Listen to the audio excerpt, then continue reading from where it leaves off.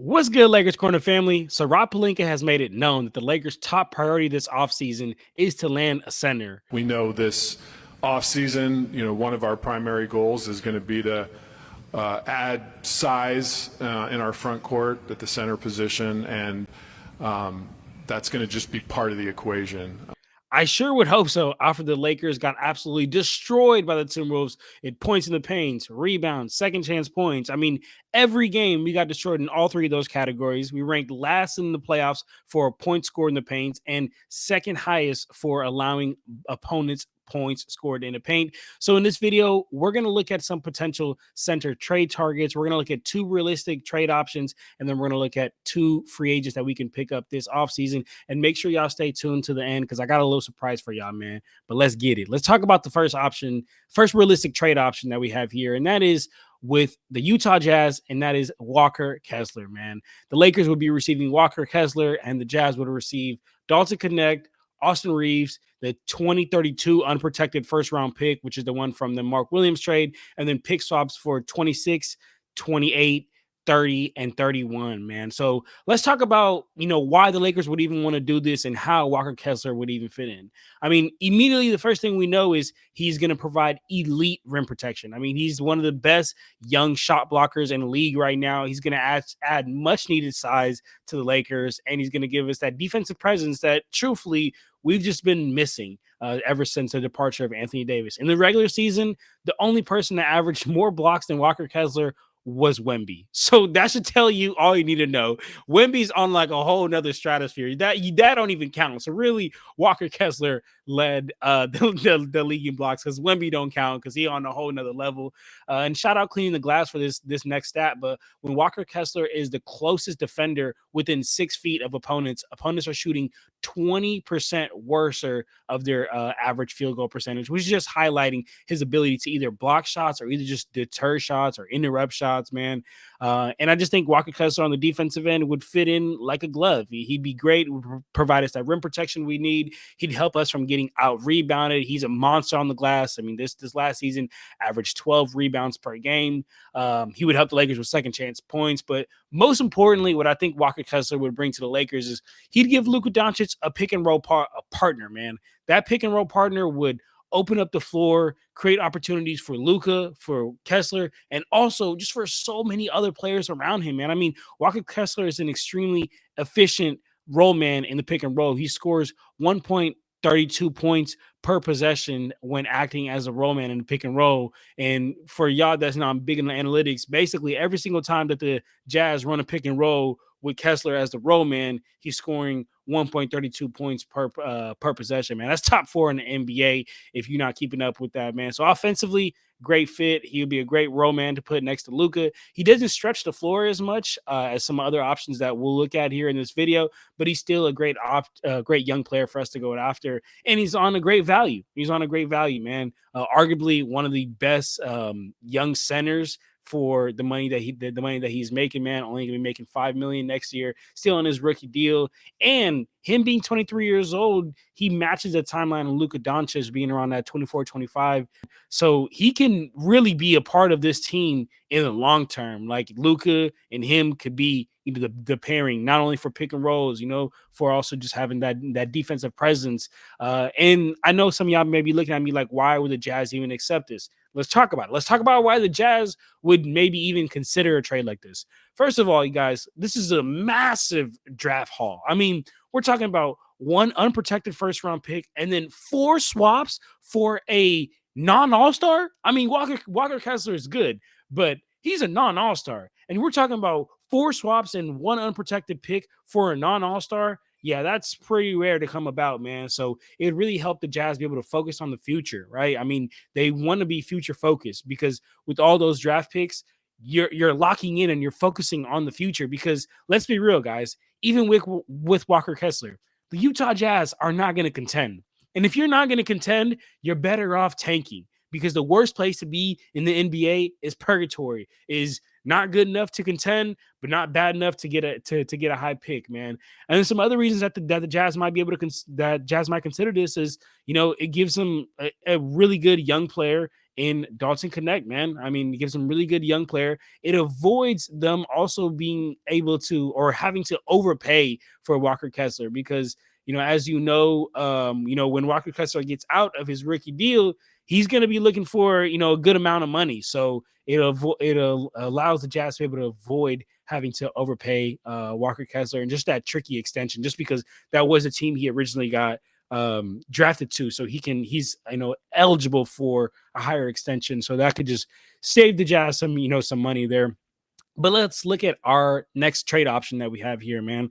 And the next trade option that we have here is with the Cleveland Cavaliers. The Lakers would be receiving Jared Allen. The Cavs would receive Austin Reeves, Rui, and same as last time with the picks. So the unprotected 2031 first round pick, and then pick swaps at 26, 28, 30, and 32.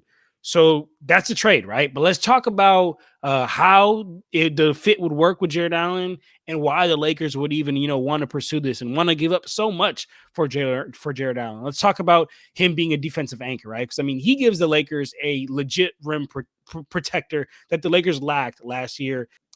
His rim defense rating was a negative 7.2. It's basically telling us that when opponents shot at the rim with Jared Allen as a primary defender, they're shooting 7% worse than their average, field goal and finishing rate, man. So that's huge for Jared Allen. Also, the Cavs, they had a defensive rating of 113 when Jared Allen was on the court and anchoring that defense. Mind you, for some context, that's top 5 defensive rating in the league. And while we're talking about defense, let's not forget that Jared Allen isn't simply just a rim protector. He also has the ability to switch onto guards on the perimeter, which is one of the reasons that makes the Cavs, just so elite, because them having Mobley out there and them having Jared Allen, they can switch legitimately 1 through 5. There's no ISO ball. There's no island work. There's nobody you can target.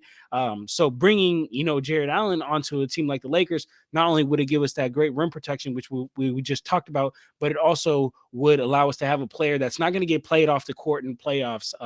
Allow us to have a player that's going to be able to guard the pick and roll and be able to guard some guards in the perimeter. But most importantly, let's talk about the most important thing as to getting Jared Allen on this team. And similar to when we talked about with Walker Kessler, man, he's going to provide Luka a serious lob threat, man. And I'm talking about an efficient roll man. Jared Allen is an extremely efficient roll man. He averages 1.67 points per possession as the roll man when the Cavs run a pick and roll, which, mind y'all, is by far the best in the NBA. So this is telling y'all, man, whether it's him finishing a dunk, whether it's him finishing on a layup, whether it's him coming off a roll and a little float, Jared Allen is an extremely efficient roll man. And that is something that's super key because Luka Doncic has historically always been at his best when he has a really good roll man with him, when he has a really good rim running big. And that's exactly what Jared Allen is, and a rim running efficient big. And as a matter of fact,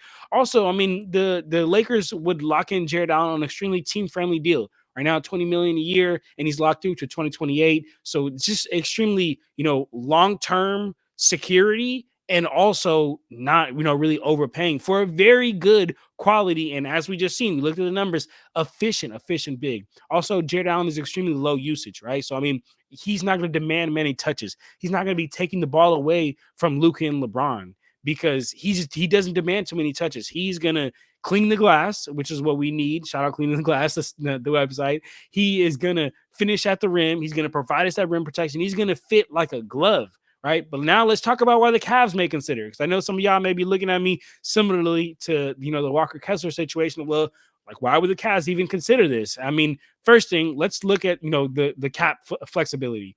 Evan Mobley has grown and blossomed into a beautiful, great star, man. I mean, his max deal is going to hit hard, and them moving Jared Allen would allow the Cavs to avoid deep luxury tax, and luxury tax and second apron could get real bad in the NBA, man. Teams could pay hefty fines. And I mean, Evan Mobley, he's breaking out, man. Like I said, he's blossoming into a great player. And the Cavs could, just go all in on their timeline, and can go all in on Evan Mobley by moving Jared Allen.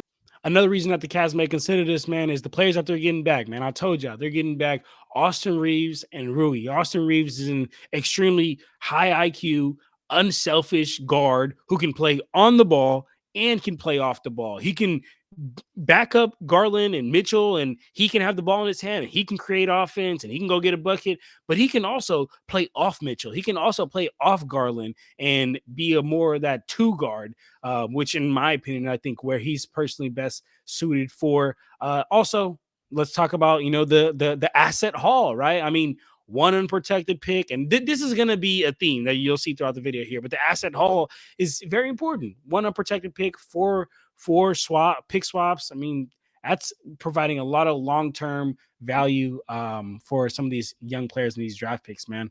But now let's get into the two free agents that we could sign this offseason, man. We're talking about let's make the move now. Let's talk about the first one, man. The first one is Miles Turner. He is an unrestricted free agent right now, currently in the playoffs, putting up 16 points per game, 5 rebounds, 2 assists, and 2 blocks per game. His numbers are great, but let's talk about how he would fit in, right? Offensively, fit like a glove, man. Shout out OJ Simpson, man. Some of y'all might be too young to get that, man. But let's talk about it. Miles Turner averaged 5.8 points per game as the roll man in pick and roll situations. He also scored on 62% of his possessions when he was the roll man. So we're talking about an extremely effective roll man. Turner averaged 1.4 points per possession as the roll man. So not as effective as Jared Allen, who led the league in that, or Walker Kessler, but still an impressive number, an impressive stat to put up for points per game. But really the difference maker and what sets Miles Turner up to be different than Walker Kessler, than Jared Allen, and even the other players that we'll get into here throughout the video is Miles Turner's ability to pick and pop or pick and fade to the three. I mean, this is what makes him elite, man. His ability to shoot. He shoots 40% from the three-point line. He would stretch the floor out for the Lakers, which would therefore just create more space, which would therefore make the Lakers harder to guard because, as we've seen, he can roll to the hoop, so that option is still there. The defense is going to have to take into account. He can shoot the ball, as we just seen, shooting 40% from the three-point line. So the defense is not just going to be able to just double Luka, when that pick comes. They're going to have to pay attention to Miles Turner if he be fading to the three-point line, if he pops to the midi. They got to pay attention to him because he's a shooter. So it's going to make it harder for the Lakers to be guarded because defense is just going to have to cover more ground. On defensive end, he's exactly what the Lakers has been missing, man. He's the rim protector that the Lakers need, elite shot blocker. For 9 straight seasons, he averaged at least 2 blocks per game, and he actually averaged a career high in 2020 of 3.5 blocks per game, which is insane. I mean, we're talking about a 6'11" player with a 7'4" wingspan, and he doesn't just provide rim protection. He can shoot, provide rim protection, and also he can move them puppies, man. He can stay out in the perimeter. But let's talk about the other player here. Let's talk about our second player here that is a free agent, and that is Naz Reid, man. I wanted to put Naz Reid here because it realistically could happen. Right now, averaging 14 points per game, 6 rebounds, 2 assists, 37% from three-point line, and 46% from the field. He has a player option, and he is a free agent this summer, like I mentioned. But I do not personally want Naz Reid. And I put him here, like I said, because it could realistically happen. I've heard the rumors about it, but I don't want him. And I'll tell you why, man. I think he's a good player, but it's all about fit in the NBA. And it's all about having the right fit on your team. And I don't think that he is the right fit for this team. Granted, he can shoot 37% from the three-point line. He stretches the floor, but he is not the role option that we need to pair with Luka. And we have to now build this team to be around Luka Doncic because he's the future of this team. He's the face of the team. LeBron James is great, but LeBron James is 40 years old. He's not going to be the future. He's not going to be the face of this team. So we should be building the team around Luka Doncic and giving him players that he has always been historically great with, and that is roll man, roll options. When you run the pick and roll with Luka and you got somebody rolling to the hoop and also Luka going downhill, you got to understand that creates havoc for the defense, man.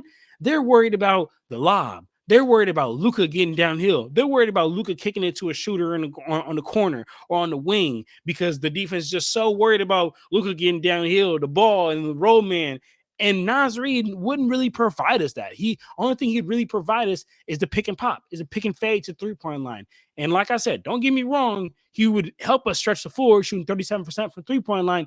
But I just think that there's other options out there that will help us space the floor, give us a roll option, and provide us with some rim protection, man, instead of just settling for, one of those categories. Also, Nas Reed doesn't even provide us like the greatest rim protection. He's a good, like switchable defender and has versatility, can go guards, but never known for being an elite rim protector. I mean, all of these centers that I've listed here all have at least one block per game, or average at least one block per game. Nas is the only one that doesn't.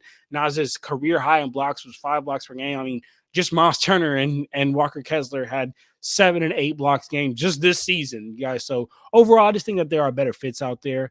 But here's that surprise, man. If y'all made it this far in the video, man, know that you a real one. So here's my surprise. Here's my bonus trade for y'all, man. Wanted to throw in a little bonus trade. Here it is, man. It's with the Milwaukee Bucks. So we see Giannis is very unhappy, man. So the trade is that the Lakers will get Giannis. The Bucks will get AR, Rui, Connect, and all those picks. So the unprotected 2031 first round pick and the pick swap for 26, 28, 30, and 32, man.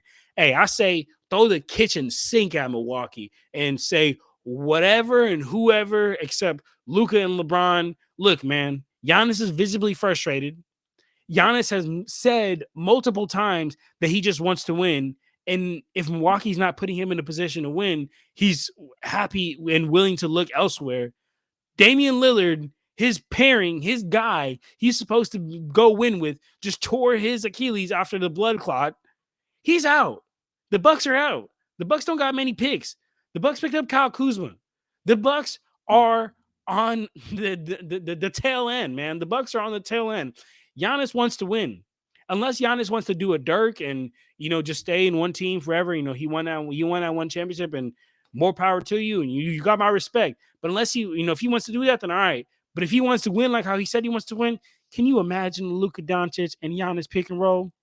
Giannis is a lob threat, and Giannis is a great decision maker out of the short roll. Like, can y'all imagine that, man? Luka Doncic and Giannis pick and roll. Luka coming downhill. He got Giannis as a roll man for the lob threat, or he can hit a shooter in the corner, or if they don't want to do the roll, they can put Giannis as that short roll. He could just be a great decision maker on that short roll, man. But there you have it, though, you guys. Wanted to get on here, talk about some quick center, potential center targets that we can go after this summer, whether it be trades, which I'll give y'all 2 for that, or whether it be free agents, man. I hope you guys enjoyed this video, and make sure to subscribe to join the family. Stay up to date with all type of Lakers news. And for now, I'm out of here, y'all. Peace.